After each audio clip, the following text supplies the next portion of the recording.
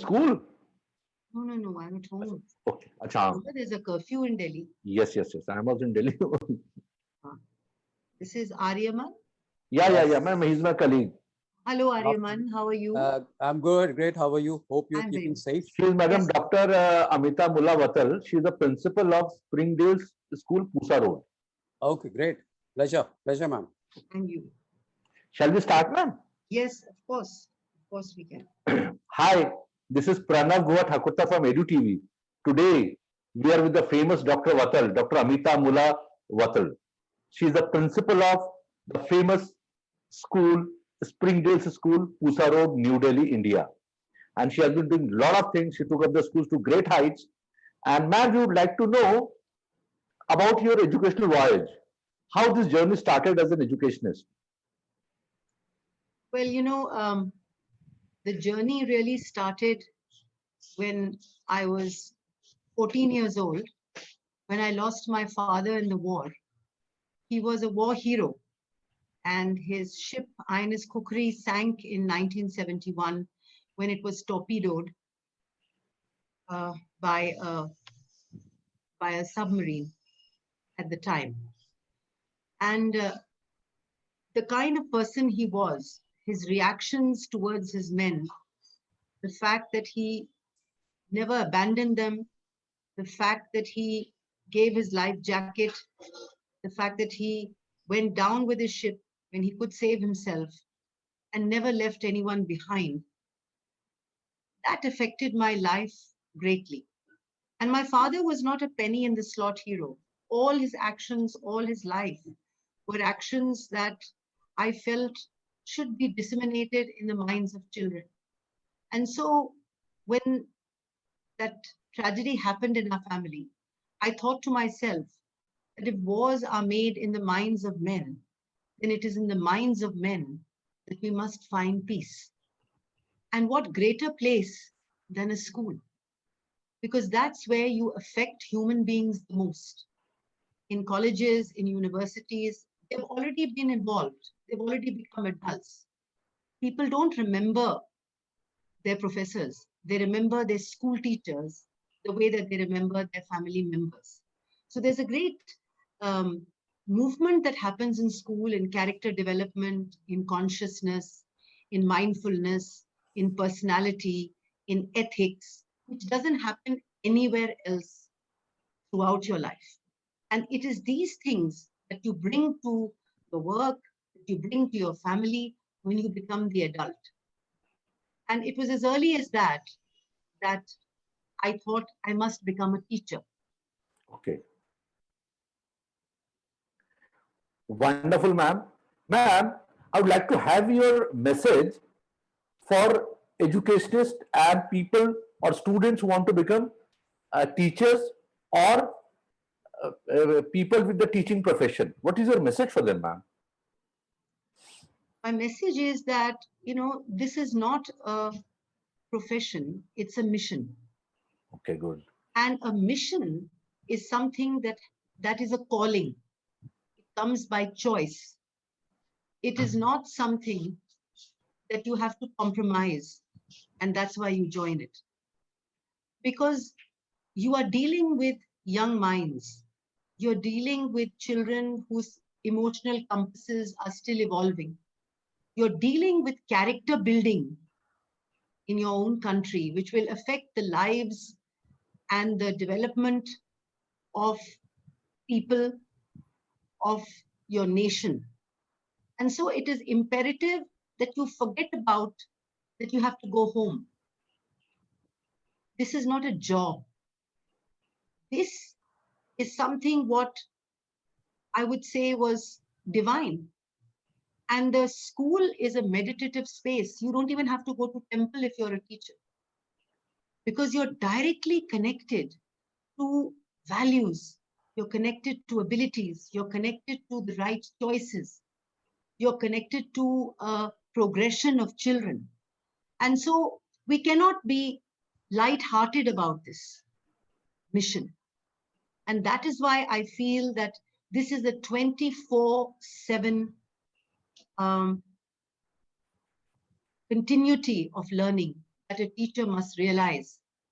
And so the world has always, in the old world, the world always looked at Gurukuls as really something that was permanently there with the lives of young children. But in the last few years, people took the teachers for granted. They felt, you just go there, you teach, you come back. There was a lack of self-esteem. There was a lack of appreciation by members of society towards this profession. But I think today, with the pandemic and the fact that teachers have become like troopers and have worked very hard to connect with children who had no other place to go except the home and the parent, I think in many ways, the attitudes of people have changed towards teachers. But the teacher has to ensure that this attitude remains, because perception is not somebody else's thoughts about you. Perception is what you think you are and what you should become. And I think that's what a teacher should take with her, that I should be here for all the right reasons. I should be here because it is my dharma. I should be here because I care for children. I should be here because I'm mindful of the fact that you cannot close the door on your student. It has to be always open, 24/7. Now, the teacher helps the child to move from alienation to collaboration, helps the child to move from intimacy all the way up to a sort of a global understanding of things. He helps the child to move to all his attitudes and all his challenges and take them on the chin. So it's a very, very important task. It is a synergy of learning and values. Excellent, ma'am. I think it's a very good message. And ma'am, as you mentioned, the corona also, ma'am, especially the class 12 students and parents, there's a lot of anxiety, especially the middle class, lower middle class people who thought their sons or daughters will get into some profession and make their livings. They're very much disturbed. And ma'am, what is plus they don't even know if they pursue these courses, higher education courses, will these I'm sorry, will these kind of jobs will be available after 4 years or not? What is your message for them, ma'am? I think that firstly, we have to take into consideration that it's not about only my child. It's about the entire world's children that we're talking about. So no one in class 12 today is alone. They're connected to every other child across the world who is also grappling with either cancellation or postponement of this gateway exam. Now, the issue with us as a people is a little different to the others. Essentially because we are still not a developed nation. We are still very, very worried about our livelihoods. And that is right, because ultimately the livelihood defines the quality of our lives. And whether it's middle class or lower middle class, education ultimately is supposed to place you in a job. And along with that, of course, comes the other values and so on and so forth. But I think the message for me, for them is that this examination that they're very worried about actually has no meaning, for the simple reason that this examination's results may just not dovetail into what they want, because the kind of jobs they're looking at are non-existent. And the corona is not going to get over so soon. It may go on for another year, 2 years, 3 years, because all sorts of mutants are coming out. So if you're going to be churning out millions of engineers, where are they going to be placed? Because there are no on-site movement anymore. There are lockdowns, there are chipping away of jobs. So the thing is, you're getting into hospitality. The hospitality business is in crisis. You're getting into fashion. That is into crisis. So every single aspect of what you may be looking at, they may be in a crisis situation. For example, commerce. There were so many students opting for commerce.